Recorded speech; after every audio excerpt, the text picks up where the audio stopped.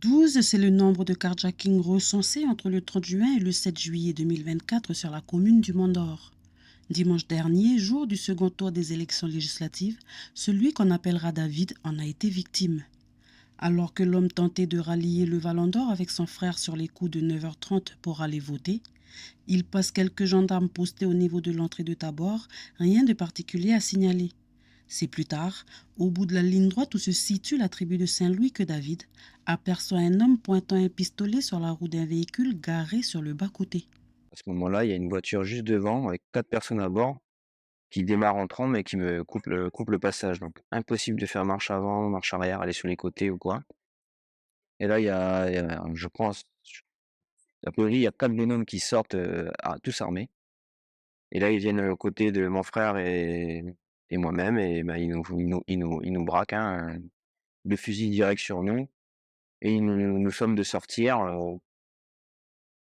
donc chose qu'on fait. Par automatisme, David coupe le moteur du véhicule.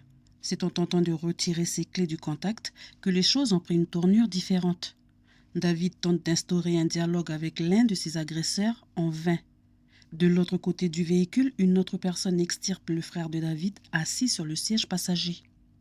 Alors il y en a un des 2 qui me donne un gros coup sur les mains, donc mes clés tombent et je bronche pas, je continue à essayer de palabrer, enfin je ramasse vite mes clés et là je sens un coup dans mon dos, un gros coup dans mon dos et là je me retourne et je vois qu'en fait le gars il a le pistolet à la main et une batte de baseball. Donc je dis: «Purée, là il vient de me donner un coup de batte de baseball, quoi».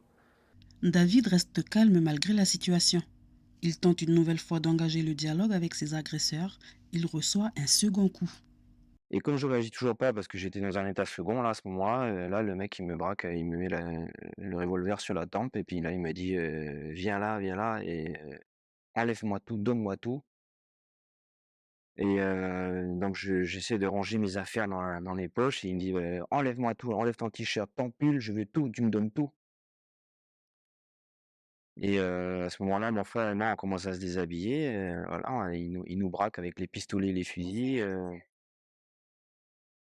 et ce qui m'a marqué, en fait, c'est que voilà, le moment où mon frère se baissait pour enlever ses chaussures, lui, il était comme ça avec le pistolet sur son front, quoi. Et là j'ai vraiment c'est là que j'ai vraiment eu peur, quoi. Secoué par les événements, David voit sa voiture partir au loin. C'est alors qu'une personne arrive interpellant l'homme et son frère afin de leur faire quitter les lieux. Et puis, bah, ça se termine comme ça. Alors, c'est passé en un éclair, hein, tout ça et donc on s'est retrouvés là, dans la voiture et une fois dehors, ben, totalement dépouillés, sans plus rien, plus de téléphone, plus de vêtements, plus ma montre, mon chéquier, mon porte-monnaie, enfin voilà, tout était parti. Voilà et ensuite, bah, on a été, il y a un monsieur qui est passé, donc on est monté dans sa benne et il nous a ramené à la gendarmerie. David a porté plainte à la gendarmerie.